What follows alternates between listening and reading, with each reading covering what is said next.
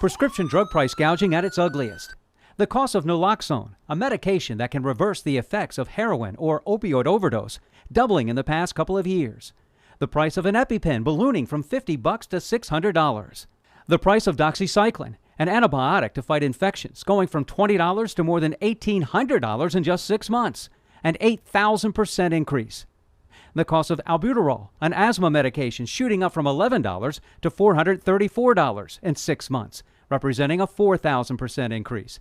Lawmakers are hearing the public outcry. Legislation giving the state AG the authority to go after price gouging is only steps away from the governor's desk. It's been the Wild West for prescription drug prices. There's a new sheriff in town who's going to say, don't do these things that hurt people. The bill authorizes the state attorney general to take legal action to prevent and/or go after companies suspected of price gouging generic medication. The AG may do this on his own or through a complaint. Civil action, but will be able to get damages and be able to get an injunction, and he will stop them. It will also send a message. Don't do that. Don't have these price increases of thousands of percent that really hurt people. Where prices are actually going down in generic drug markets.